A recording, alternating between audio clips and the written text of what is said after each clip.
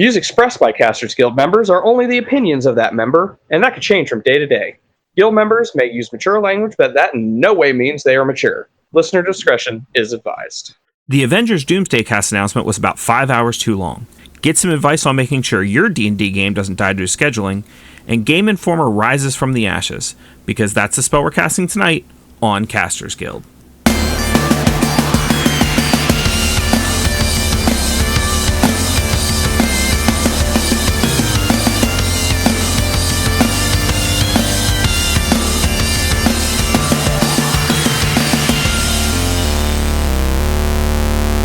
Thank you for tuning into this episode of Casters Guild. I'm your Guild Master Ric Perry, your favorite DM's favorite DM. And I'm your Guild Master Baron Kane, and I will be appearing in Avengers Doomsday. You know, confirmed. You know what? First one of season 6. Guild decree. Guild Master Baron Kane will be in Avengers Doomsday. Yes, and I can justify it through hazy bits of logic, but yes. We're going to get there. All right. So obviously, what we're starting with today was that, you know what? I'm going to save the adjectives for later, but it was an MCU announcement for the cast list of Doomsday. Right. Man, they could have handled that better, huh? Yeah, it was just 5 hours of names. 5.5. 5.5 hours of names, yes. 5.5 hours. No. And don't get me wrong, you know, I'm excited to see some of these names pop up, but it's like, you could have done something. 5.5 hours, not a single word spoken.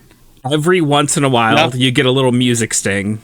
It's just pictures of the backs of chairs with names on them, and it's just a new chair every 10 to 15 minutes. And they wait through the whole thing, and the very last chair, to me, I think, was the biggest slap in the face of them all. It kind of was, yeah. For them revealing that the final chair is held by Robert Downey Jr. We already knew! Yeah. We already knew he was going to be in it, you That's assholes! The one everybody knew, yeah. You know what it was? That was the one that they could get for the live announcement. They're like, we can get him here. So, like, we'll make him the last chair. That way he can actually sit in it and, like... For what they're paying him, I fucking hope so. Fucking show up. For what they're fucking paying you, yeah, fucking I hope they did up. not pay him $1 extra for that appearance. I hope that was just included. You know they did. You know they did. Yeah, and it was ridiculous, the amount that they paid him. It was a ridiculous amount of money for him to show up and put a finger up to his face to say, shush. Mm-hmm. What an asshole. But yeah, to sit on a single chair in silence for 10 to 15 minutes a piece. Yeah. Wow. And that's not going to be all of them either. You know there's going to be more. Which, this is so the pot calling the kettle black, because I did laugh at all the people really complaining about this announcement, because they were watching it live and they were sitting there staring at it for the entire 5.5 hours. And it's like, yes, it is a terrible announcement. Yes, you have every right to complain about it. You know, you don't have to sit here and watch it, right? Yeah, you don't have to. You know the list is going to get released later. You know you can, like, fast forward through it later. There's a lot of better ways to handle this than, like, just sitting there. I get that, like, you're hoping something's going to happen and you don't want to miss it. You don't want to be miss being, like, the first person to see it. But after the first, 30 minutes, man, you got to be like, okay, I'm not going to sit here and watch this. But no, you sat there and watched it for the entire 5.5 hours. And the entire 5.5 hours. Upset the entire time. Like, you know you don't have to watch it. All right, for those of you who did not waste your time to watch it, let's go down the list in the order that they appeared in the live stream. Sure. It started with Chris Hemsworth. Which one could assume he was going to be here. Yeah. Another thing I will give it is Marvel just started a live stream. It was an unannounced live stream, titled it Announcement, and just started with a blank screen with somebody walking out and setting down a chair that said Chris Hemsworth. I immediately would have thought, are we announcing a new movie, a new Thor movie? Are we seeing, is this Thor 5? Right. Or like, is he going to be teaming up with the Guardians of the Galaxy again, and we're getting some as Guardians of the Galaxy or something? No, this is just the Doomsday cast list. Yeah, it's just the Doomsday cast list. Which 12 minutes later, and every one of these was 12 to 15 minutes in between. 12 minutes later, after just looking at Chris Hemsworth's name in silence, we got Vanessa Kirby. Which Vanessa Kirby, of course, Sue Storm in the new Fantastic Four movie, The Invisible Woman. Yep. Which again, at least this one, it's not as easy to assume. Right. It could easily just be like, well, maybe they'll leave them out for this one. Yeah, especially considering the obvious time difference. What I've seen of Fantastic Four, it's taking place a long time ago. Like, it's definitely not... There's a long distance in time between when that movie takes place and now. So I'm assuming something happens with the quantum realm, or who knows. Sure. Next up was Anthony Mackie. So, of course, Captain America is going to be here. Of course. Again, it's another, of course he's going to be there, but it's never been officially confirmed. Sure. Like Robert Downey Jr. This Anthony Mackie was also the first music sting that we got. Like, Chris Hemsworth and Vanessa Kirby were both in silence. Anthony Mackie was the first music sting we got, which was nice. It wasn't, but it was nice. After they released Chris Hemsworth's chair, they were probably like, it'd be cool if we, put music to it. And then it took them through Vanessa Kirby to figure out how to do it. Get your shit together, Disney. Oh, god damn it. Next up was Sebastian Stan. Did he come out and put his own chair down? No. Just a chair, huh? Well, you got to realize the only one we saw get put down was Chris Hemsworth. The rest of them we hear some shuffling off screen and then just pan to the next chair. I'm trying to be an asshole right now. Oh yeah, I am completely allowing you to. Sure. I in turn am pointing out how ridiculous it was what they actually did. Right. It'd be cool is if after all of this is said and done, after they released all, probably 60-something Marvel characters that are going to be in here, if they all came out and sat in their chairs. Wouldn't that be cool? Yeah, it would. All right, let's just go ahead and keep going through the list, get to the end, and see what they did. Next up, we have Letitia Wright, which was the first one where I was like, yes, okay, this is a good announcement. Like, this is one that, in a way, you're kind of expecting, of course she's going to be there, but, it's good to know, it's good to be confirmed, and, it wasn't a 100%. Correct. I'm happy you announced it. This was a shitty way to do it. Sure. For anyone who doesn't know, that is Shuri from Black Panther. Right. The King of Wakanda's sister. Next up, we got our first joke. They panned over and there wasn't a chair, so they had to pan down because it was Paul Rudd's chair and it was tiny. I hope that is how they do it on the movie set too. It's just a tiny little chair for Paul Rudd and he can't sit on it. Yep. Yeah, I was that's the first thing that actually was decent as far as this announcement goes. It's Paul Rudd's chair is tiny. Okay. One could be led to assume, oh, we're going to mix it up now. We're going to do some new stuff. Yeah. Right. Yeah. Right. One could assume that. Yeah. One could assume that they'd be wrong. Oh. Because for the rest of the chairs, it's all the same. That's heartbreaking. Yeah, isn't it? But yeah, and knowing that Ant-Man's coming back, once again, that wasn't 100% confirmed. That'll be neat. Sure. Next was Wyatt Russell. Cool. A.K.A. the U.S. agent. That's actually one of the ones that I wouldn't have just assumed he was going to be there. Letitia Wright, I would have been okay, I could definitely see her being in this as Black Panther.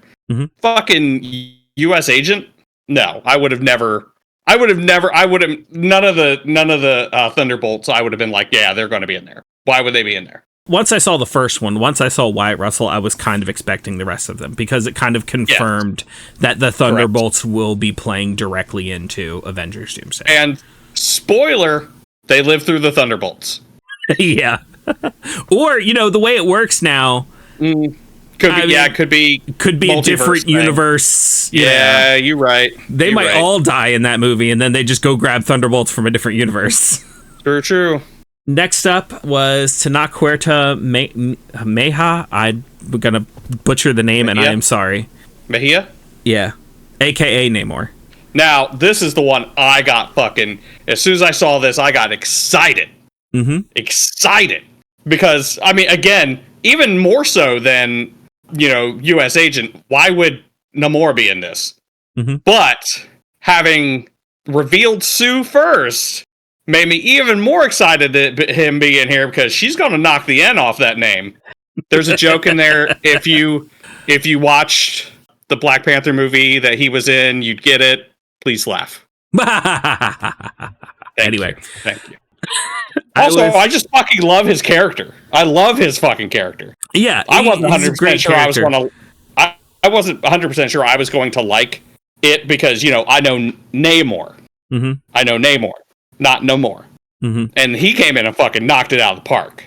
Yes. So, yes, please, more no more. I think we definitely need more, because those who aren't familiar with the comics still honestly don't know who he is when it comes to the movies. Yeah.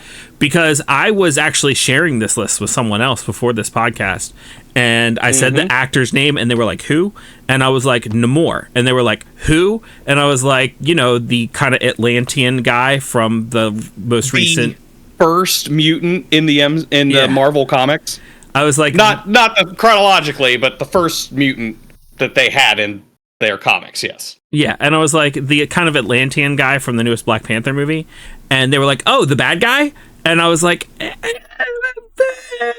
can be presented that way in that movie, but not really, So hopefully we'll get to see him not be the bad guy. Yes, even though he is based off of Namor from the comics, so he might be. Yeah. Next up, we have Eben Moss Backrack. Once again, sorry for the pronunciation. Backrack. Backrack. Eben Moss Backrack? Yeah. Backrack. Ben Grimm, the Thing from the new Fantastic Four movie. Hell yeah. He looks great from what I've seen in previews and stuff. Yeah, I'm down for it. Some people really complained about what he looked like in the previews, and I'm like, shut up. Like, did you see the last accurate? Yeah, did you see the last couple of Fantastic Four things we got? Like, stop it. Yeah, let's be mad. We're getting a comic accurate thing. Oh no. He looks fucking good. Great. Next up, they showed Simu Liu, Shang-Chi. Excited for that. I feel like that movie's underrated in the MCU. I feel like it was pretty good, and I feel like his portrayal of the character was fantastic. Agreed. I still think he should have been Iron Fist, but that's okay. Moving on. Oh my god, if he'd have been Iron Fist. Oh, I don't want to move on from that, because that's the first time I've thought. That thought has never occurred to me, and that would have been fucking amazing. Yep. Look, I would need a whole episode to tell you my story pitch for Simu Liu as Iron Fist, but oh god. Yeah. That would be so good. Yeah, but then you got those people out there, being white is fundamental to the character. It's like, it doesn't have to be. Yeah, it doesn't have to be. And even, you know what? I don't even know if the casting what was wrong with that show. Like, maybe it was just the writing. I don't know. But, like, there was a lot that was wrong with that show. There was a lot that was wrong with that show, yes. Like, maybe the casting could have been correct if it had a different director, different writer, entire different direction of the story. I don't know. But, like, there's a lot of things that could have been done better. Yeah. Yep. That might be the worst Marvel show. It is. Yeah. No. Sorry. Okay. It's not. What is? Maybe of the Netflix Marvel shows. Okay. But, come on. Secret Invasion. I don't know. I feel like I still 100%. I still feel like I don't know. At least Iron Fist might still be worse in my opinion. I don't know. Like Secret War wasn't great, especially like using AI and stuff for their opening. But like, I don't know. I feel like it's up for debate. No, I think the whole fucking series was wrote by AI. It was horrible. It was horrible. That wasn't even a joke, guys. It's like, I know we're laughing right now, but that wasn't a joke. I really think AI wrote that entire show. Yeah, we're laughing to keep from crying is what's happening. If you have a name as a writing credit on that show, I believe that you just used ChatGPT to write it. I think you're a liar for putting it on there. and claiming a writing credit. I'm just going to say that right now. And if somehow you do have a writing credit on that show and you are hearing Shame this on you. and you're upset by that, come on and prove us wrong. Come on and prove us wrong. Prove us wrong. Come on. You can make it up to our tens of followers. All right, moving on. The next chair was Florence Pugh. Now, just like Simu, I will watch. I want her in all the Marvel properties. Just Okay. her, Simu, just put them in everything. Okay, I'm okay with that. She is extremely entertaining with her character. Yes. Her best showing was the Hawkeye show. Oh my god, it was so good. So good. So good. So good. I would sit down and eat macaroni and cheese out of the pot with her any day of the week. Yep. And I want to be clear, I was not saying that in a thirsty way. Like, it's just like she seems like she'd be cool. Oh, to I hang out was. with. I was. Also the hungry way. Yes. Both ways. Thirsty and hungry. Bring it all to the table. All right, next chair was, I think, my first surprise, and very pleasant surprise. Kelsey Grammer. I wasn't expecting these guys until Secret Wars. Sure. Or Secret War, whatever they're calling it. I can't remember. Now, let's be clear. Yeah. The only thing we got was Kelsey Grammer's name on the back of the chair. We can all assume that he's going to be Beast. If he's not Beast, we riot. But No, nothing's been confirmed, but probably he's going to be the Beast. Sure, yeah. Hank McCoy. Yes. Next up, Lewis Pullman. I had to look it up because I've not seen Thunderbolts. I haven't heard a whole lot about Thunderbolts. Apparently, he's playing Bob, who is rumored to be Sentry. He is 100% Sentry. Yep. Yeah, I haven't seen the movie. Haven't indulged in spoilers for the movie. But once again, just more confirmation that the Thunderbolts are going to play a big role. Yeah, I was about to say, the fact that he's on this list, though, is a big enough spoiler. Or not. Who knows? Yeah. Next up was Danny Ramirez. Which, for me, is a surprise and not a surprise. Okay. Because, so we have Anthony Mackie being Captain America, right? Mm-hmm. When he was Falcon, he was essentially just Captain America's sidekick. Yep. That I've always seen him like Falcon as a sidekick. I've always seen the original, what were they called? The Invaders. It was Captain America and then his, 3 sidekicks. Okay. Essentially. Now that he has another Falcon, that's all I can see Danny Ramirez as. Joaquin Torres as is just another sidekick.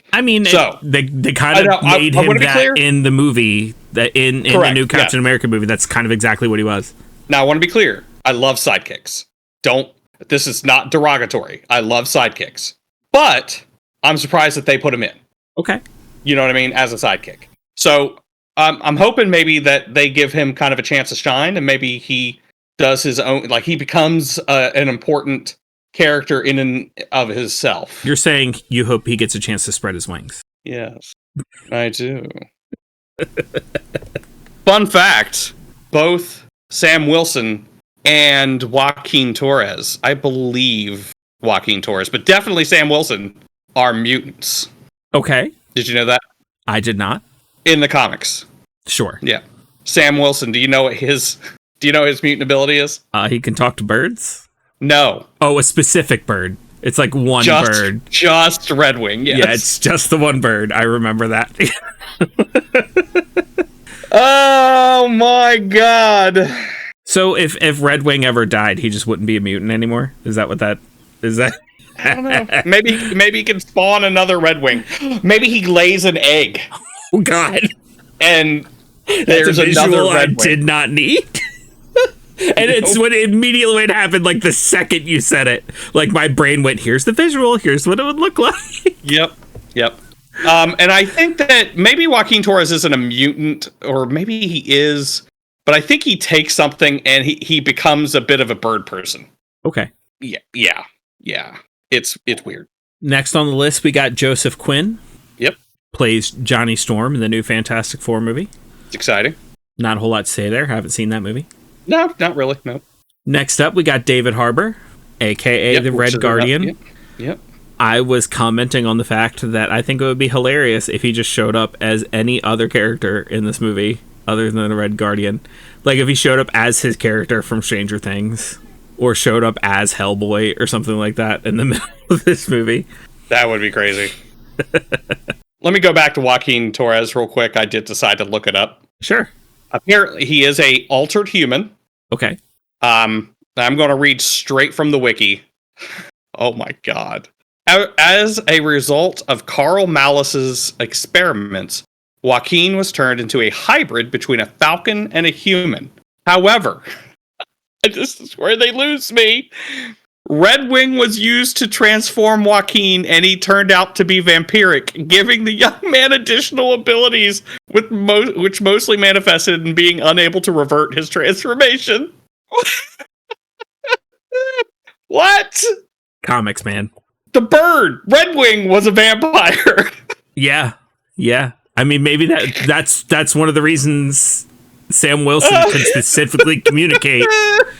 Look, what we here's what we don't know. Sam Wilson's power is actually to communicate with all vampire birds. There was just only one, so everybody thought it was only. Oh no, you're right. Oh no. Sam Wilson, what is happening? This just Red Wing was the only one, so we only thought it was one bird. He needs to get together with Morbius or something and have him make a whole bunch more vampire birds, so like his power could. And like Sam Wilson, Joaquin shares a psychic link with Red Wing. Because of that, Joaquin and Sam indirectly share a mental link, as they can use Red Wing as a sort of messenger to share thoughts with each other. Cool. I don't like this wiki. I'm going away. All right. Next. All right. So back to David Harbour for like half a second. David Harbour. Yeah. I felt like if they needed like a meaningful death in Thunderbolts, like David Harbour would have been the go-to. Oh yeah. So like the fact that he's here lets me know that probably won't happen. So I don't know. I feel like once again, his name being here is a minor spoiler. Yeah, a little bit. Yeah. But like you said, who the fuck knows with all this multiverse shit going on. Right. Next up was Winston Duke, aka M'Baku. I'm fucking excited about that. You know, after Shuri, it's like, okay, he could probably show up. But again, Winston Duke in everything, please. Yeah, I hope this means we get like an entire Wakandan army again. Like seeing them show up in Endgame and show what they can fucking do was awesome. And I'd like to see that again, please. Thank you. Next up was Hannah John Kamen, aka Ghost. Sure. Who I did not know was going to be in Thunderbolts. Oh, yeah. But that's probably just my own comic book lack of knowledge to not know. I mean, she wasn't. No? Okay. She wasn't. None of these people were in the Thunderbolts in the comics. Gotcha. None of them. Not even Sentry. Well, okay. I kind of knew that they weren't Thunderbolts, but I thought maybe they all belonged to a different group and they were just using the Thunderbolts name. But I don't know. Yeah, no. No, they pretty much... Yeah. They just decided to make their own Marvel Suicide Squad. Got it. Yeah. Ooh. You want to go ahead? Fucking Tom Hiddleston, Loki. I'm so excited about this. Mainly because of the implications. Sure. Mainly because of the implications. I say that like having Tom Hiddleston's Loki in something is secondary. I love his Loki. It is low-key one of the best characters they've put in MCU. And with his new upgrade as the God of Stories sitting on his throne, yeah, definitely needs to make an appearance. I will be disappointed if we don't get several appearances from Loki's, all played by Tom Hiddleston. I feel like there should be... The Loki God of Stories, I feel like, should not appear in this movie unless it's showing him on his throne. And I feel like he almost should be sending other Lokis in to kind of do what he needs them to do. I also think that we really, really need an appearance by young Loki as well. Yeah, that would be cool. One, because I really liked his character. Two, lots of implications for young Avengers. Three, that young man is on some hard times right now. Yeah. And I think he needs a break. And I don't know why. I don't know what happened with him getting this TV show deal, but he was essentially homeless after this whole thing. So I don't know what the hell he did, but I don't know. Give him another chance. Yeah. Bring him in. Next up, we have a whole line of X-Men, which were all really exciting, in my opinion. And we already got the confirmation that we were going to see X-Men, but just seeing more and more X-Men pile on, and specifically the ones we're getting. Really cool. And it's easy for us to be like, oh, but they already said the Beast. But the Beast has already made an appearance in the MCU, and that was in the Marvels. So it's like, okay, I bet that's fine. We know he's going to be there. That's why he was easy first. Yeah, easy first. These ones, I wouldn't have expected any of these, especially one or two of them. Yeah, we've seen. Okay, the next one was Patrick Stewart. Yeah, Charles, which Xavier. again is another kind of easy one. Yes, but at the same time, we also saw him die. Yep. kind of. He's also, I mean, God love him. He's getting old. Like, it was real also fucking old. It was also proven, like the one movie that we saw him in that was an MCU movie, Multiverse of Madness. We also saw several characters on that same board that are not going to be in MCU movies going forward. Obviously, we have a different Mr. Fantastic. You know, we've got our regular Captain America. Obviously, we're not, so just because Charles Xavier, Patrick Stewart was in Multiverse of Madness did not mean he was going to be in other MCU stuff, but here he is. Right. And backing him up, right next to him, Ian McKellen. That I would not have expected that one at all. My apologies, Sir Ian McKellen. Sir. Wasn't it Sir Patrick Stewart? It is, and my apologies there too. Shame on you. Shame on you. Thank you for keeping me honest. Who, of course, has to be portraying Magneto. Correct. Which is exciting. Again, though, I would not have expected it. Again, God love him. He's getting old. No, he's already old. Just like Patrick Stewart. They're both old. Like, really, really old. So, I don't know. Maybe they're going to come in and do like a quick cameo. They're definitely not doing any stunts, that's for sure. But yeah. Speaking of stunts. The next chair is probably my favorite chair. Oh, my God. So good. Probably my favorite chair. What's Alan doing? That's right, Alan Cumming. That's right. Yep. And again, keep in mind that they're only putting names on the back of these chairs, but come on, guys. Like, he only did Nightcrawler in the MCU. Yeah. He did it so well. Mm-hmm. So well. I'm excited to see. You know what's most exciting to me is, you remember them in these old shows and everything like that, and remember what technology we were working with back then. Mm-hmm. They're going to look so much better now. Oh, so good. So good. And Alan Cumming, that man, he's just gotten a little gray. That's it. I don't think he's aged at all. Which they could easily take care of with anything they need to in that makeup chair. Yep. Speaking of blue people. Oh my God. Rebecca Romijn. Yep. Which, she's in probably... Boy. She's definitely in my favorite new Trek stuff right now. So she's really never left my radar. Sure. And I love all the stuff that she's in. But she's iconic for this role. Absolutely. I will say I've never been a fan of the direction that the Marvel movies took with Mystique. Sure. And that is the naked blue chick. Right. It's like, I miss her white dress. Yeah. I miss her wearing clothes. I mean, yeah, I don't know. I feel like I've always felt like, and this is back when I was a young man and was, way more comfortable objectifying the human form. But even back then, it was just like, why you gotta be naked? The only defense I'll give it is the scale flipping transformation that she does is really, especially like you said with the effects we had back then, was a really cool effect as far as her getting her to transform. And having the white dress might have made that a more difficult effect to pull off. Maybe, yeah, back then. But we all know that's not why they did it. Correct. Yeah. Yeah, especially, and they proved it when they did the new X-Men movies, and they're like, all right, we're going to get a brand new Mystique, and let's do the same thing. Yeah. So. And I think we can all agree, Rebecca Romijn. I'm glad we're getting this Mystique. Yeah. And not the other. Well, I don't mind. I don't have a problem with Jennifer Lawrence. Yeah, but nothing against her. I'm not saying I have a problem with her. I just think Rebecca Romijn... Iconic. Yes. There you go. Yep. Next, we have Cyclops. James and then... did we have anything else? We're just going to skip anything else? I mean, do we have anything else to say about him? Anything? Not really. Just how quickly you just like skipping a rock across the pond. You're like, okay, name said, moving on. And Cyclops. Next we have. he gonna make a name for himself out here. That's right.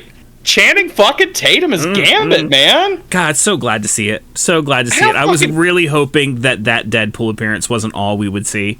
How fucking excited do you think he is right now? Oh, on cloud 9, gotta be. Jeez. Gotta be. What a bone. I mean, he had to have been just nonstop campaigning for this character, even after they, like, canceled what they were going to do with him. Yeah, I feel like the only reason he's in this movie is because of fan reaction to him being in Deadpool. Oh, yeah. It's gotta be. They were not planning on him being in this movie before that. Probably not, no. I hope he survives. Yeah, me too. I'm so happy to see it. I want to see him in more stuff. Yep. And I feel like, okay, this is the problem. MCU is so afraid to do like this goofy casting, who are like, it's going to be like Channing Tatum is going to be this goofy Remy LeBeau. And and they're so afraid to do that, not realizing that is exactly what the fans want. Be comic book. If you're going to go for it, go for it. Don't give me the serious actor just because it needs to be the serious role. Not saying that Channing Tatum is not a serious actor. The man's got fucking range. But, like, give us the people who want to be in that role. Even if they aren't your quote-unquote perfect casting. Like, he is so excited to be Gambit.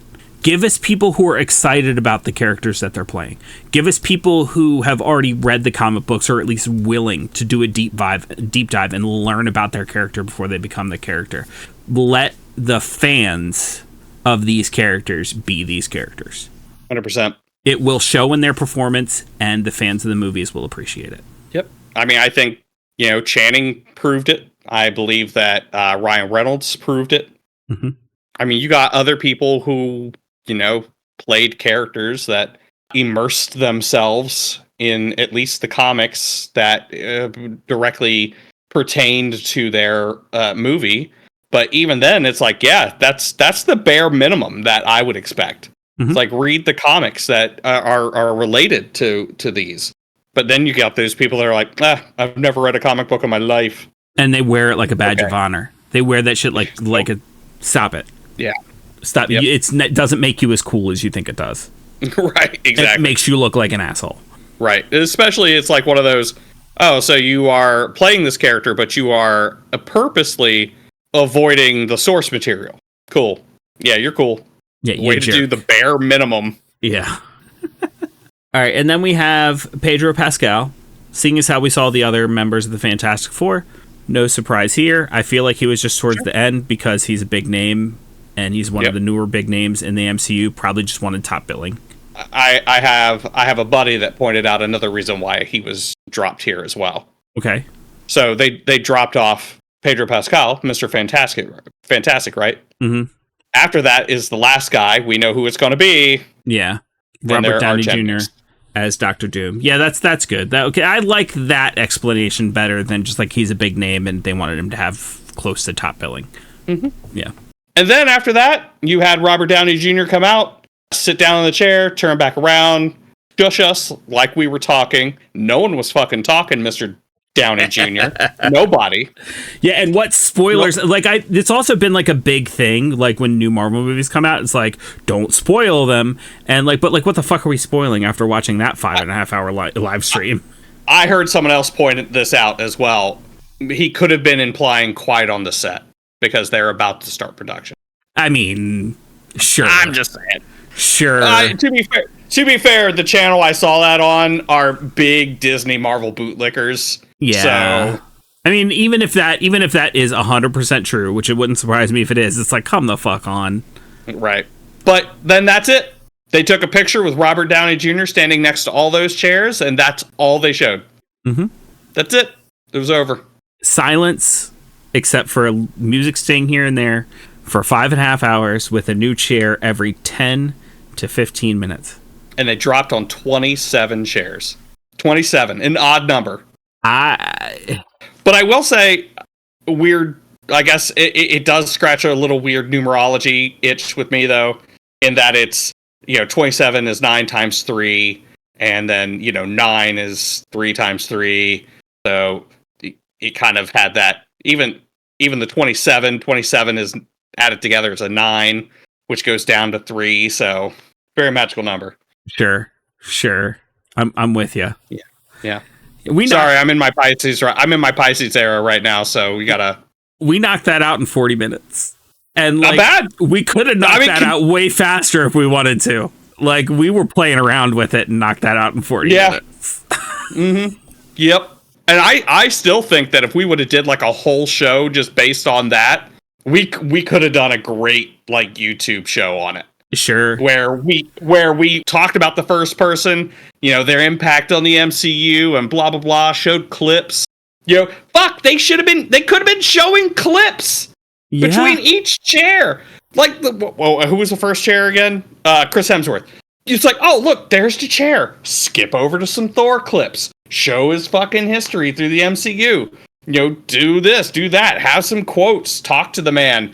Something. Next chair. This is the worst Royal Rumble I've ever watched in my life. With the exception of it's had more chairs than any Royal Rumble ever. Correct. So there is that. It's got that going for it. There's that. What a fucking mess of a reveal. Yeah. Like I said, I mean, they definitely dropped some names that were just like, this excites me.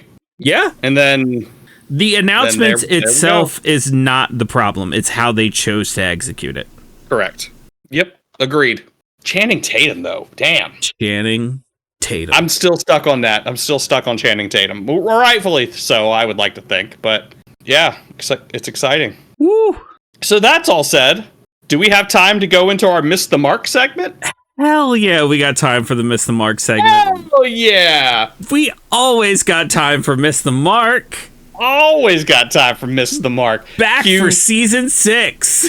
We just played our graphic for it. So I don't know if you saw that, but our graphic went across, and I didn't hear the music though. Did we? Let's work on that. Hey Jimmy, producer, can you get to work on that for me, please? I actually have news from Jimmy. Turns out that music was actually owned by Wizards of the Coast. So yeah, we had to strike that. We had to strike it. Oh God. We don't want the Pinkertons over here. No, fuck that. Jesus. Fucking Sigil or Sigil or whatever the fuck you want to call it. Oh, that's a good point. They do pronounce things weird sometimes, don't they? I think it's Sigil. Yeah. The word is Sigil. I don't believe that there is such a word as Sigil. I've heard that it was like back in like early days of D&D, like it was a debated topic, whether it was Sigil or Sigil. You mean like drow? Yeah. Guild Decree is pronounced drow. Nice. We got 2 in episode 2. Love it. I don't know why that bothers me so much. Wait, hold on. What's the other one? What's the other? Oh, come on. I know I know what. No offense to any of you out there to pronounce it Dro. I'm sure you heard it somewhere, or you're just like a lot of the rest of us. You learned words by reading them, and there's nothing wrong with that. There's nothing wrong with that. I don't think there's anybody out there that isn't fluent in ancient Greek or Greek, whatever, that knows how to pronounce a dinosaur name. That's fine. We'll all have our pterodactyls, and we'll be great. But yeah, Dro. Well, that's not how it's pronounced now. So there's a lot of things to say about Sigil. First of all, obviously, it was a fucked up idea in the first place to have something that you could monetize that much, and that was the entire point of it, was to monetize it. Now, just to get it out of the way, because I'm going to say a lot of bad things about Sigil, so just to get it out of the way, here's the good stuff, okay? It's got a lot of money put into it, meaning that it looks stunning, okay? If you'd have handed me this tool back when I was first doing digital D&D during COVID and helping friends like learn how to play D&D and stuff like that, fantastic. Looks super cool. Has some really cool proposed features, okay? For what it is, looks like a fantastic tool. Now on to the poopy bad stuff. Poopy bad. This, at its current release, it looks like a fucking alpha. Yeah. Shit does not work the way it's supposed to. It regularly crashes, doesn't do the things that it promises, and is very bare bones when it comes to features. It doesn't even allow you to create characters of every playable race, even if you own the books. And it could be that they're going to release them later because, like I said, this feels like an alpha, or they might make you buy them. I don't know. Like, all the options are very bare bones. If this is the only thing that you get for free, no matter what book you own, that's some bullshit. Yep. Next. I want to be clear that I'm sure most of this is your experience too, but I just want to make it clear to our listeners. I haven't fucked around with this. I'm only going off of what other people have said. I played with a little bit just because I didn't want to come in here like a complete asshole and just like go off based off of other people's experience. I think if you want to judge something, you should experience for yourself. So I did play around with it a little bit. I have no problem being that asshole. No problem at all. And this is why we work so well. Yeah, especially since you're going to be the one fucking around with it, so I can go off of your opinion. Yes. Which I trust more than anybody else's. So. And for it only to work on Windows. Oh my God. Okay, once again, I'll be honest. I have a brand new group of people who just really wanted to play D&D, so they tapped me. I said, sure, I'll run D&D for you. I'm currently running through Wild Beyond the Witchlight. Really neat module, by the way, if like it's something that you owned before and just don't buy it now. Oh yeah, I had it before. And I'm sorry, a little pitch, I guess. I had it before, and I was running it for a group of friends. Mm-hmm. It is, and I'm telling you right now, it's horribly written. Yeah, it's very difficult to run as a DM if you're not experienced. Correct. The spirit is there, and as long as you, the DM, are willing to be like, well, this is fucking dumb, I'm gonna do my own thing here. Mm-hmm. That's fine. But yeah, the spirit is there, the ideas are there, it's a lot of fun, heavy RP, whatever. Go. So I was like, this new Sigil thing is out. I'll download it and I'll see what it's about. And like, in order to run it through its paces, maybe I'll do a couple encounters with this new D&D group just to see what it's all about. It only runs on fucking Windows. That is your only option. How many people are running something Android or something Apple at this point? Or I couldn't do it because I got groups. Yeah. I got people in the group who use a Mac. I mean, I have opinions on Mac, but they should be able to run it. They should have been able to fuck around and make it accessible to Mac users. Yeah, I mean, I don't understand. I agree with you. I mean, I'm pretty sure your opinions on the Mac are the same as my opinions on the Mac, but still, you can't just go, no, if you have a Mac, you don't get to use this tool. Like, it's fucking dumb. Now, on to the next thing. The fact that this thing is bare bones, it looks like it's an alpha, doesn't work half the time, and still isn't working on half the platforms that it should. Why did you just cut 90% of your fucking staff? Yeah. The work is not fucking done, but here we go. Wizards laid off 90% of their fucking staff. Yep. They're like, we got the work that we wanted out of you. It exists now. Fuck off. We don't want to pay you anymore. That seems to be their way of doing things too, lately, especially. Fucking dumb. Fucking dumb. Like, if what Wizards of the Coast wants, it's obviously what they want for like digital to be the new default for D&D rather than being in person, which once again, fucking dumb. Not saying if you play digital D&D that you're dumb. I get that people are far away from each other. They're in remote areas. They can't always meet for in-person D&D. That's how this whole podcast started, was digital D&D essentially. But in person should still be the default. Sure. But obviously Wizards wants digital to be the default. They want Sigil to be the default. You need to keep on your staff to make sure that shit runs right if that's what you want. The fuck? Yeah. Anyway. They put all this work into it to make it inaccessible, which is so fucking weird to me. If you do want a product that's going to work, especially better than a stick, you should go see Level Up Lightsabers. Yes. Do it. Could you use an awesome lightsaber for cosplay, dueling, or home decoration? Check out Level Up Sabers, the only lightsaber guaranteed better than a stick. And with lots of fairly priced options, including baselit and Xenopixel, you'll be able to find exactly what you're looking for without breaking the bank. Every Level Up Saber comes equipped with color change, gesture controls, volume control, sound fonts, and flash on clash. with the baselit options being strong enough to duel with, and the Xenopixel options adding even more cool effects. To check them out and help Casters Guild, click our link in the description. Coming back in, I saw an article on Polygon that I'd like to go into since we're talking about D&D, because this was technically written for D&D, but it works for any TTRPG that you want to run, and it's honestly been my policy for a long time. So, credit where credit's due. Kieran Gillen wrote a quote-unquote patch for the new Player's Handbook for the 2024 edition of the D&D Player's Handbook that is all about scheduling games. Because anyone who's ever tried to run a TTRPG will tell you that the biggest problem for all TTRPG games is getting a schedule together, and it will kill your game. So he wrote this patch, and basically it's a page. If you read it all, it's pretty dense, but it does boil down to a couple simple rules.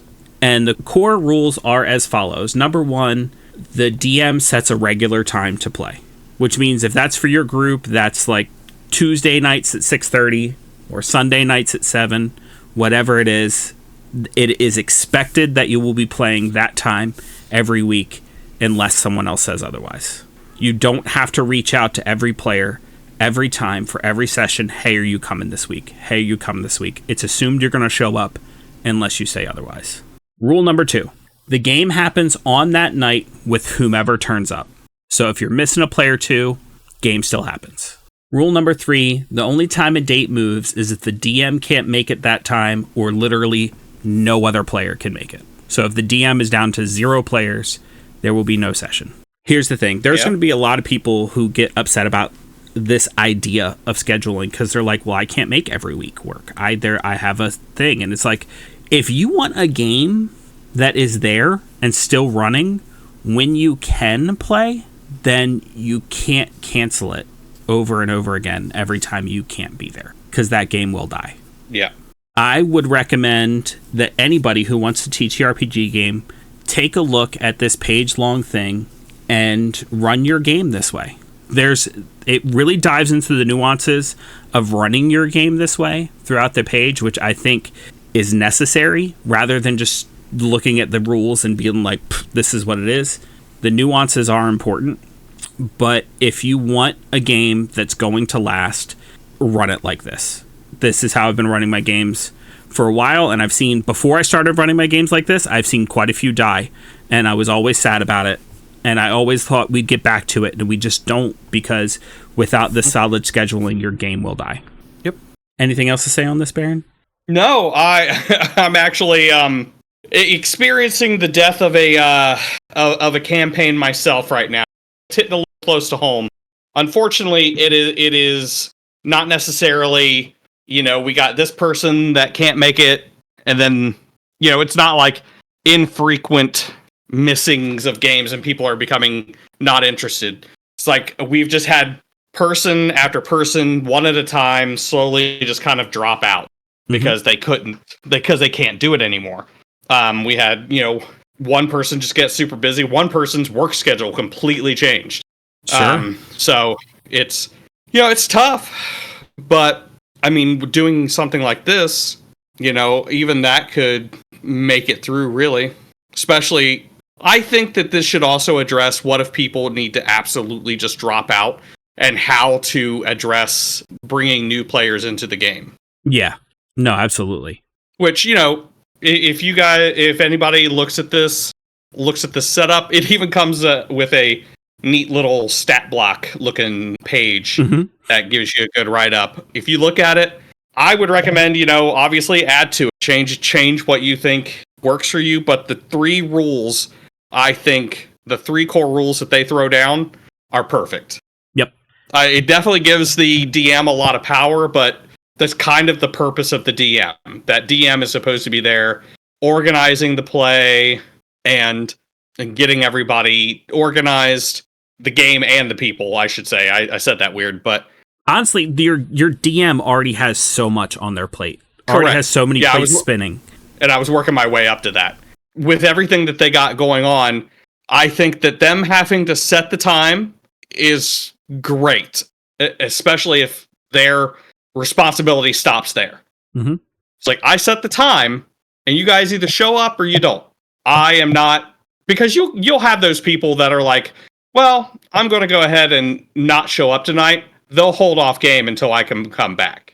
Mm-hmm.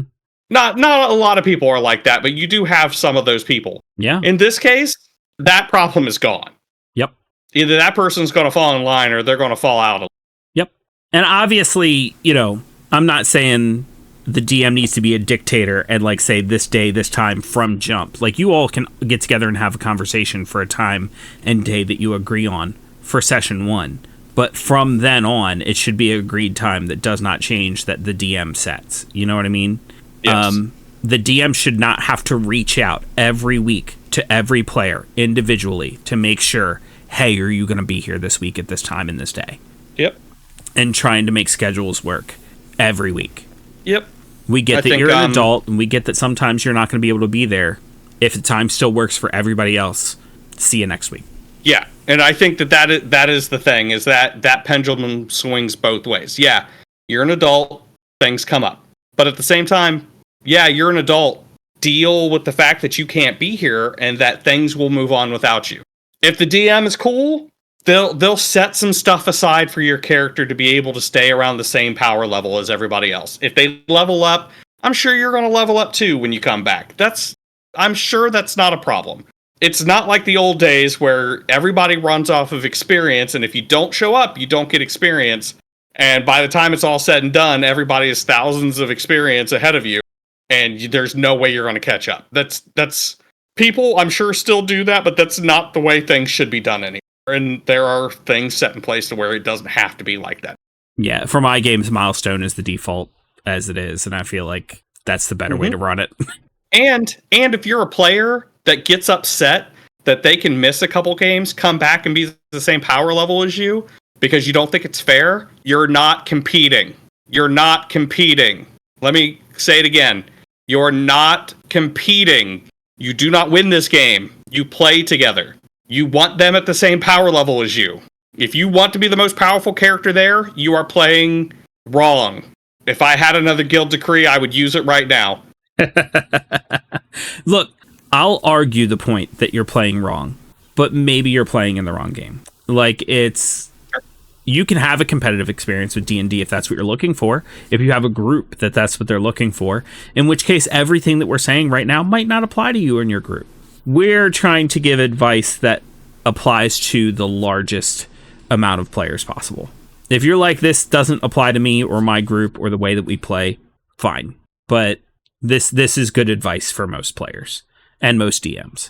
And if you are playing competitively against your other players, you're playing wrong.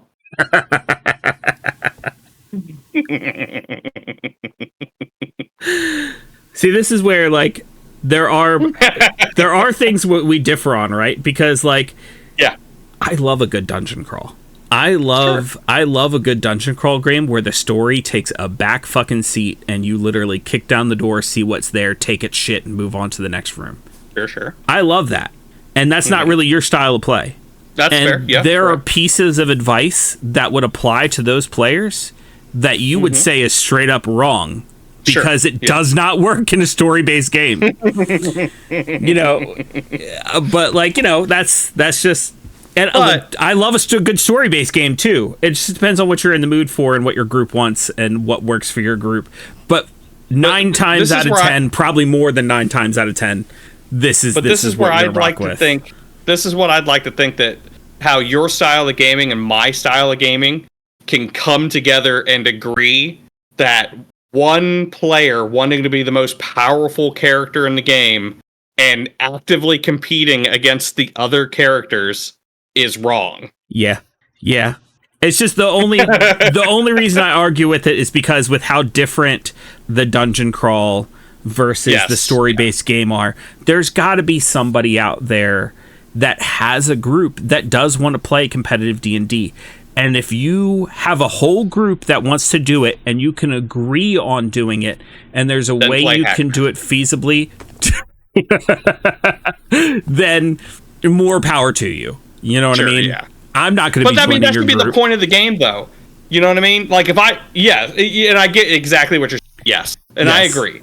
In those cases, even me, if I was playing a competitive game and I knew it from the jump, that's the point of this game, then yeah, sure, I'd want to be the most powerful character in the game. Right. But yeah, you should probably be playing Hackmaster or something like that. Morkborg or something. I don't know. It's set up. It's set up to play that. Fun story. Fun story. I can't remember what news article I saw or what post it was, but they were showing like a fucking picture of like the Big Show from WWE and Tom Morello, Vince Vaughn, a couple other guys. I didn't get a good look at the picture, but it was like, oh yeah, all these guys playing D&D together, blah blah blah blah blah. It's like, okay, first off, the bigger picture is Joe Manganiello is off there to the left that you cut off and didn't see. Second off, two of the guys are holding up Pirate Borg games. Yeah. They're holding up Pirate Borg books. And it's like, are they playing D&D? As far as mainstream media is concerned, yes. It's kind of like your mom. It's kind of like your mom saying, "Are you kids playing Nintendo?" when you've booted up the Xbox. Man, whatever. Which is terrible for people, especially for you. Okay, like I cannot. This was me until very recently, when the world of TTRPGs outside of D&D really opened up to me, and I was like, fuck, D&D is terrible compared to like the rest of the world of tabletop games. But like, nuts, isn't it? Yeah, once it opened up to me, I'm like, holy shit, I've been wasting so much time and so much of my brain space on D&D. And don't get me wrong, I love D&D, and I will never not love D&D, no matter what Hasbro and Wizards of the Coast does to it. They can't take it away from me. Right. Yeah. No matter what they do, they cannot take my favorite edition of D&D away from me. I will always have those books. I mean, theoretically. I will always have those books. I could even probably play it from memory if I wanted to. Whatever. They could release the next system, sixth edition, and it's the worst edition ever. I will still have editions that I fall back on and still love D&D. However, with Cyberpunk 2020 being one of the first games I ever played, Werewolf the Apocalypse being one of the first games I ever played, I was opened up real early to the joys of games other than D&D. Right. Hell, one of the... I think I even ran Shadowrun for you. Yeah. Without me knowing it was Shadowrun. Yeah. Yeah. That was a fun fucking game, by the way. I will never stop saying it. Yeah. It's a fun game. But yeah. But to make my original point, especially for those who have been in the TTRPG for a long time and understand that D&D is not necessarily the default, just because someone's playing TTRPGs does not mean they're playing D&D. Correct. And for mainstream media to just go, oh, they're sitting down and rolling dice and playing pretend they're playing D&D. It's like, no. And you know, if I really think back to it, D&D wasn't even my first TTRPG. Yeah. It was Exalted. Oh, that's a good game. Shortly after Exalted, a very short stint in Vampire the Masquerade.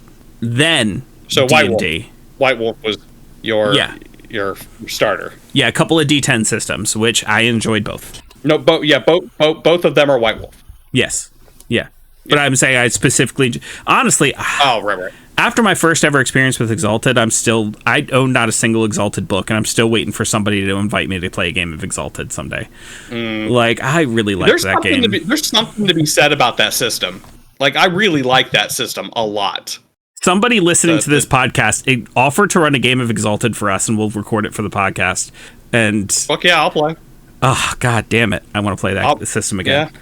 Thank you, by the way. Fun. I'm not sure if we've ever named him by name on this podcast. I feel like we're insane if we didn't. But thank you, Aaron Olson, for running my first ever game of fucking Exalted, or helping introduce me to fucking Exalted. Like, I give you all the praise, honestly, when it comes to like opening my eyes to TTRPGs, Baron. But like, Aaron had like a really big part in that, and he deserves all the praise. He loosened you up a little bit. Yes. Yes. You got a couple fingers in there before, you can. Right. Yeah, you can't just dive right in. You got to loosen up first. Yep. You got to do that prep. Okay, we're getting too far into this. But yeah, man. So fun story. I actually with the White Wolf system, I've actually been wanting to write a Naruto game. And White Wolf, like a D10 White Wolf system. Yep. That could be cool. Yep. Yes, it could. If I actually had the focus to just sit down and do it, it would be the craziest fucking game ever, and it would be great. You'd have to just call it something else and do legally distinct Naruto. But I feel like that wouldn't be difficult. I think it was going to be how it's like Werewolf the Apocalypse and then like Vampire the Masquerade. I think I was calling it Ninja the Hidden Leaves or something like that. Mm-hmm. Which is pretty damn fucking close, but yep. But also, I'm not selling it, so I don't fucking care. It's a homebrew. I'm doing a homebrew, and I will release it somewhere if I ever get it wrote. But yeah, the ideas that I have for it are fucking great. I'll go over it with you. Watch Naruto. Bits and pieces. Honestly, I believe is enough. I read Naruto way more than I watched it.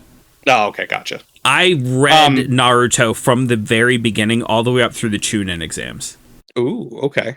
I was also going to write another homebrew using that system, and I think that it would work equally as well. And y'all can disagree with me all you want, but I see it. The vision is there. It's as clear as crystal. And it's Star Wars. Okay.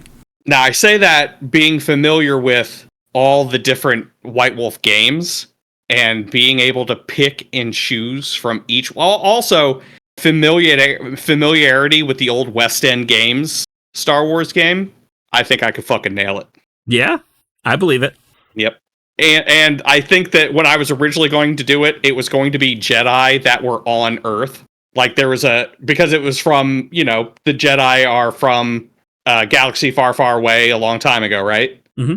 Well, an old Jedi ship crash lands on Earth, and it gives people the knowledge of the Jedi, so they learn, but they have to stay secret, and they find out that there are those, I can't remember the name of the crystals. Kyber crystals? Kyber crystals. They find out that there's Kyber crystals on Earth. They just, never knew what you could use them for. Holocrons on the ship taught people, blah, blah, blah. Anyways, you could even still do it set in a galaxy far, far away. Mm-hmm. But yeah. Anyways, I'm done talking about games I want to make. What are you doing right now? I mean, I am still I'm still working on my very ever first homebrew setting, let alone an entire game. Yeah, I think I have 3 working homebrew settings at the moment that I'm working on. I'm so overwhelmed. Yeah, I'm just trying to make a world work for an upcoming Daggerheart game I'll be running once Daggerheart comes out. I'm excited for that. Yeah, I'm definitely looking forward to it. You know what I kind of want to do? I want to take inspiration from Matt Mercer and all this stuff. I want to run a game that's set in a D&D world, and the gods get wiped out. Just dead. Sure. And I think I want to make the characters become the new gods, or they put new gods in place. Okay. So that after it's all said and done, we put those characters to the side, make new characters. Everything that they set up before is now their world. Okay. So these new gods are the ones that they worship, the clerics and all that stuff. And whatever kind of massive catastrophes happened and reshaped the land now exist as they are, blah, blah, blah. Mm-hmm. I think that'd be a lot of fun. Yeah, I can dig it. So, looks like Game Informer's back. If anybody's familiar with that old news rag, they are bringing back Game Informer. Apparently, the whole team is returning with it. Yeah, cool thing is, I mean, GameStop was not doing well. No. And one of the first things they decided to cut was they owned a magazine called Game Informer that you got for free with your GameStop Pro subscription. And they cut the entire team. They basically shut down the entire magazine altogether and sold it to Gunzilla Games. Right. So now, Gunzilla Games has put out an announcement specifically from the editor-in-chief, Matt Miller, that not only is Game Informer coming back, but the entire old team that used to write that magazine, used to work for that magazine, is all coming back too, which is just a really cool thing to do. I mean, there are a lot of people who, like, their first source of news when it came to gaming was Game Informer, and there's nothing wrong with that. And to have an entire team that, like, a company just... And I almost, we're very anti-corporation here, and there's a lot of things where entire teams get cut to save money, and I almost don't want to blame GameStop for this one. They were in a bad way by the time they finally cut Game Informer. Yep. So, like, I kind of get having to cut the magazine in the era of print media dying. But for them all to come back and all to get their jobs back just kind of because Gunzilla Games was like, hey, we want it back. That's kind of fantastic in a way. And that being said, GameStop is still in trouble, but apparently not close to being done. They still are closing 1,000 stores across the world. And are choosing to take the money that they're saving from closing these stores and investing into Bitcoin. Yeah. So, though they are saying they are not close to being done, I think we see the writing on the wall. So, yeah. Yep. Going back to Game Informer real quick, the other thing I will say, Game Informer being owned by a game company, you'd think that could lead to them being kind of biased about particular things. But a quote from Miller shared about the new owners, so a quote the editor-in-chief shared about the new owners, is that they insisted on the idea of Game Informer remaining an independent editorial outlet. They felt just as strongly as our team did that the only path forward was an editorial group that made 100% of the decisions around what we cover and how we do so without any influence from them or anyone else, which is how journalism should be. Mm-hmm. Agreed. So, it's really sorry to hear. I mean, like, GameStop's a corporation. It feels weird to say that you're sorry to see them go, but, like, they'll always be a part of my childhood and, like, where I got a lot of my video games and where a lot of my hobby comes from. So it's rough to see them struggle this hard. It's the reason that a lot of us held on to those stocks for so long in order to try to help them out. But they are struggling. But it is good to see that from the ashes, Game Informer rises again, and in the best possible way that it can. Agreed. Just saw a trailer not that long ago for the new Stan Lee documentary that's coming out, that's supposedly being put together by someone who is Stan Lee's assistant for like 3 years at least 3 years during Stan Lee's like final years. Mm-hmm. And the idea, some of the footage I saw in the trailer was really heartbreaking, that like it seems like he was really not taken care of well and kind of abused and exploited during those 3 years. And that's what this documentary is about. However, a lot of people have pointed out, rather than take all this footage and make this documentary and release it for profit, why weren't you helping him then? Like, you were right there watching it happen. Yep. You could have been helping him.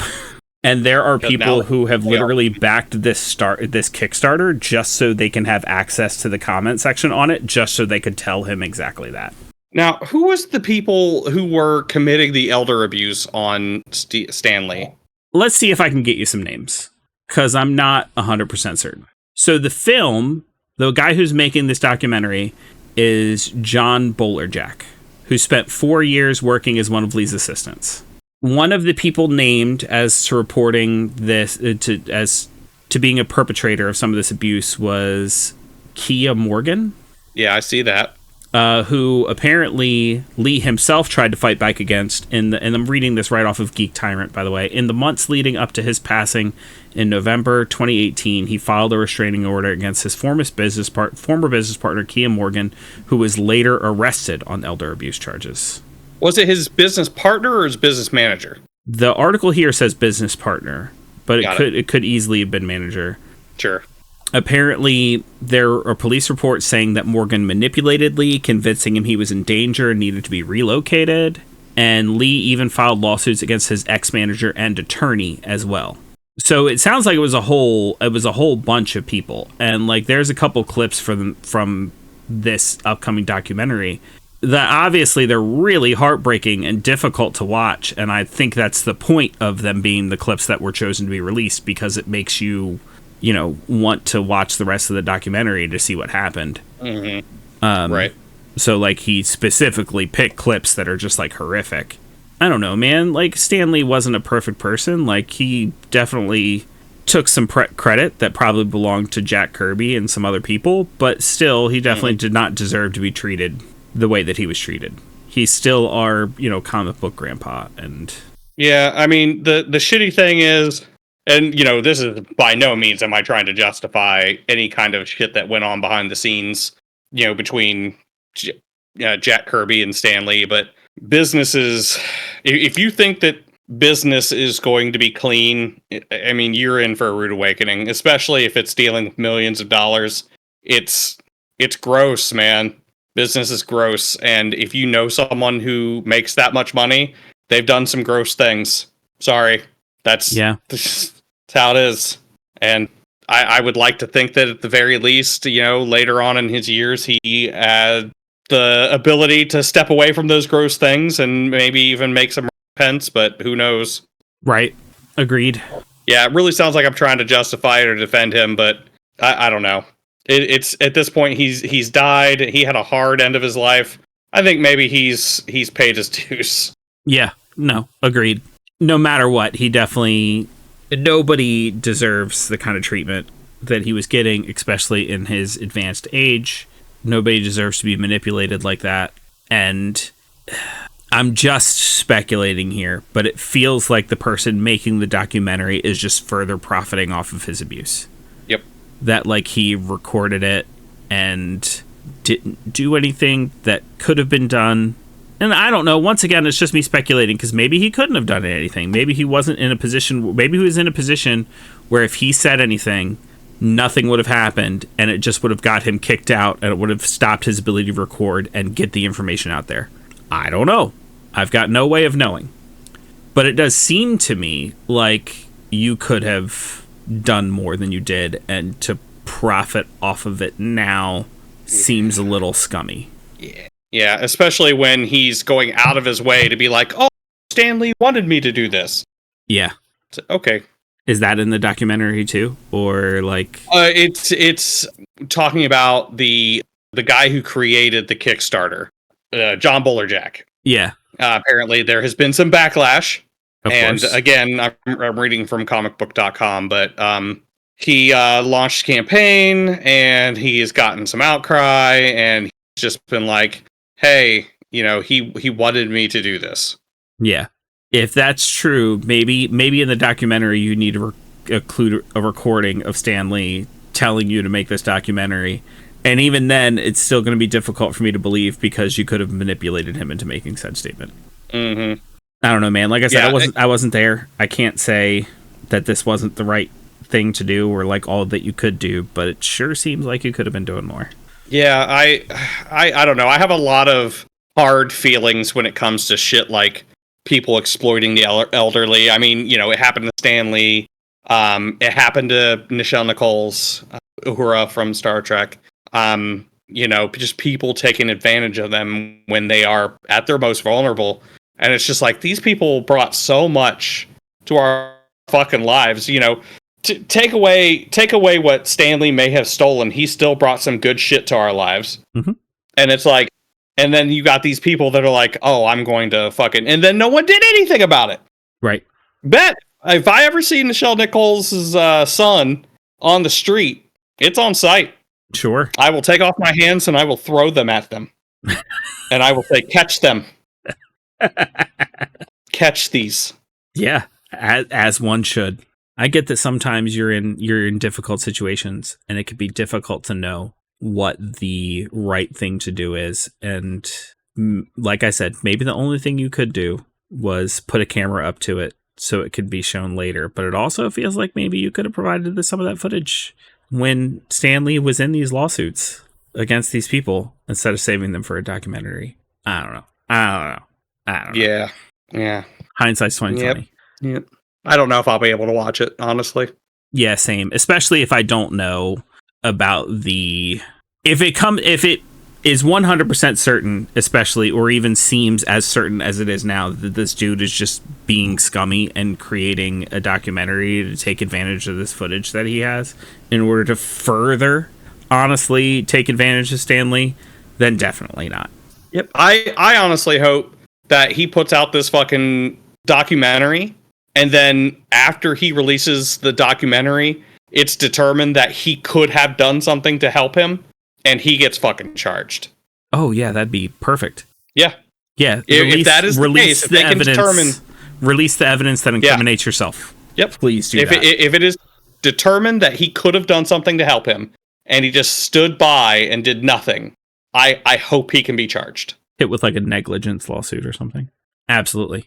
And another thing I think we missed last week. On a little bit more positive note, in like movies coming out, Edgar Wright talked to Empire Magazine about his upcoming Running Man adaptation.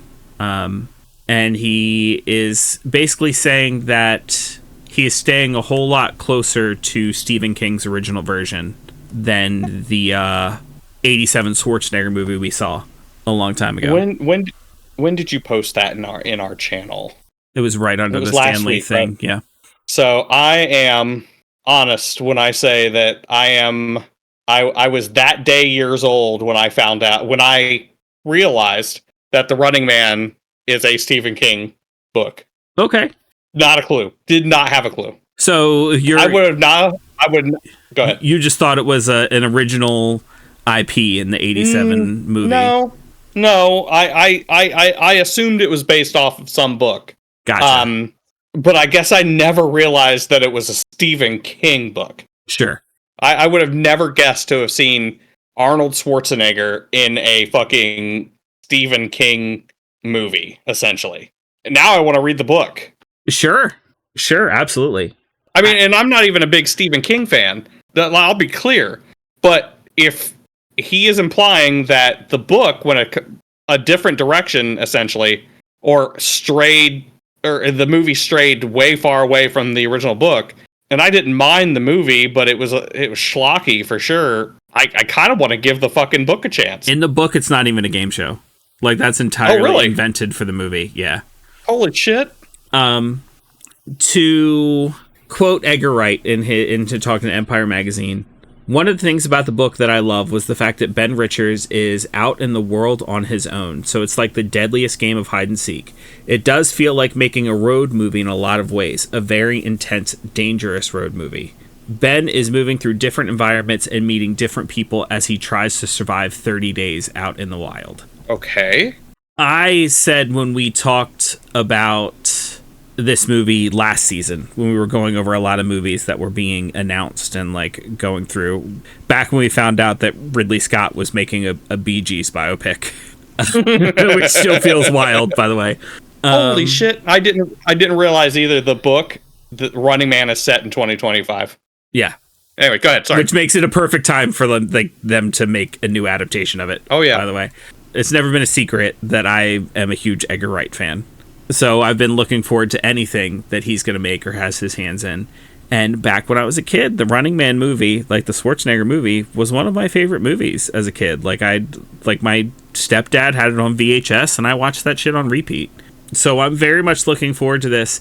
And I am very much looking forward to Edgar Wright taking it in whatever direction he thinks it needs to go in. Yeah.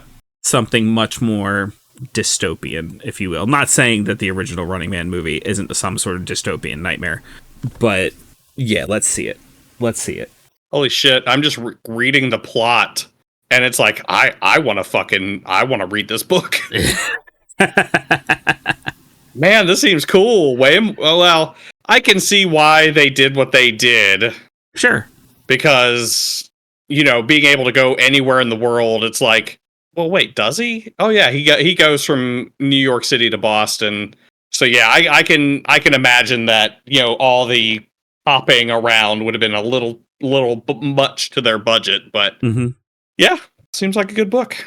So, yeah, if anybody wants to read it, it's The Running Man by Richard Bachman, which is a Stephen King student. This is probably why you didn't know it was a Stephen King novel, because it was written under a pen name. Yep, that bastard.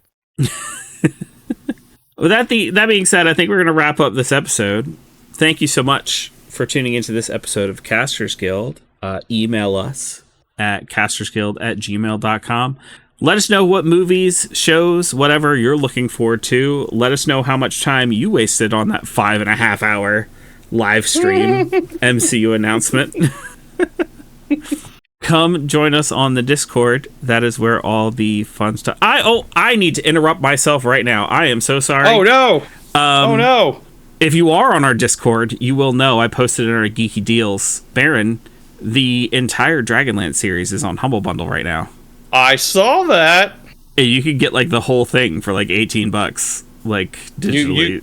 I've been looking for them too. So yeah, I just need to throw it out that this kind of stuff you can find in our Discord because that's where all the fun stuff is happening. So make sure you join our Discord so you can be privy on that kind of information. Because lucky for you, if you're listening to this, that deal is going on into like early April, mid-April, I think. But it could be that like I post something in our Discord, and by the time we get to talk about it on the podcast and then eventually release it on the podcast, that deal's gone. So make sure you join our Discord so you can be up to date on that sort of stuff. True. All right. And with that being said, we will see you in the next one. Bye-bye, everybody. Bye-bye. Bye. Bye. Bye. See you later. Bye. Bye. Bye. Bye. See you later. Bye.